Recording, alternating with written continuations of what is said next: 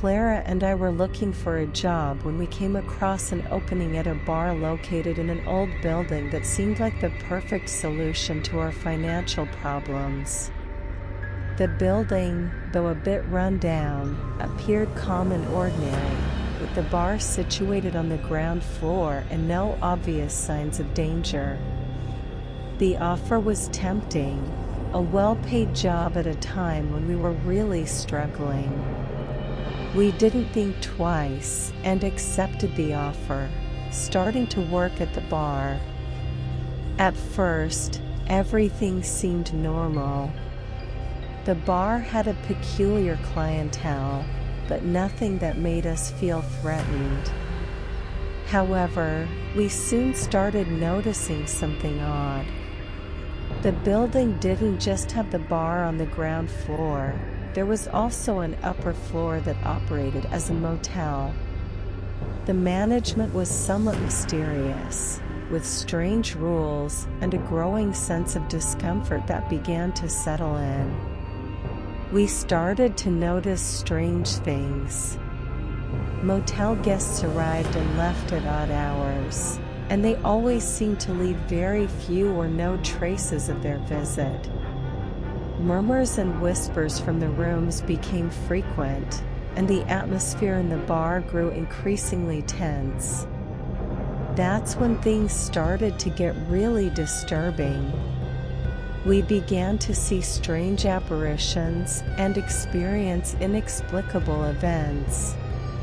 Lights flickered for no apparent reason, objects moved on their own, and there was a constant feeling that we were being watched.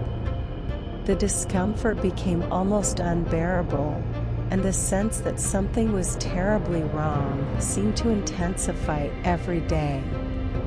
We started investigating the building's history and soon discovered it had a macabre past. As we dug through old records and talked to people familiar with the place, shocking revelations began to emerge: old crimes, mysterious disappearances, and paranormal events that had haunted the location. The accounts from former employees and residents were disturbing and only confirmed what we had started to suspect. Our discoveries revealed that everything happening in the bar and the motel was closely tied to a series of tragedies and supernatural phenomena. The building was actually a place marked by deep pain and suffering, and it seemed clear that something malevolent still resided there. The connection between what we were experiencing and the building's dark past was undeniable and terrifying. The psychological terror began to escalate exponentially. Each day seemed to bring new and disturbing events. The feeling of being watched turned into a constant chase by terrifying visions. Clara and I felt a malevolent presence that seemed intent on harming us at all costs. Fear and tension started to erode our sanity. The pressure was becoming unbearable, and we began to question our own perception of reality. The feeling that we were losing control of our minds made us argue constantly. The stress and psychological terror were driving us apart, making everything even more painful and confusing.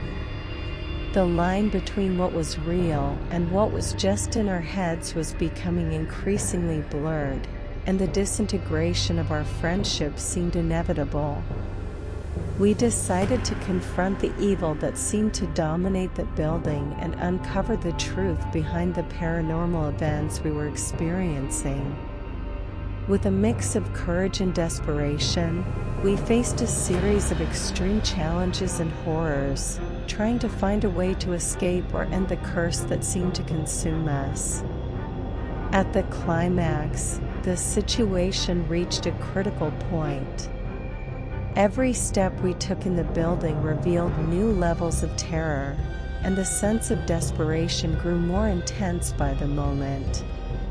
The confrontation with the evil residing there was brutal and terrifying.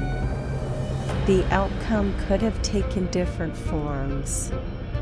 In a tragic ending, one or both of us might be consumed by the horrors of the place, a fate that seemed increasingly likely as things escalated.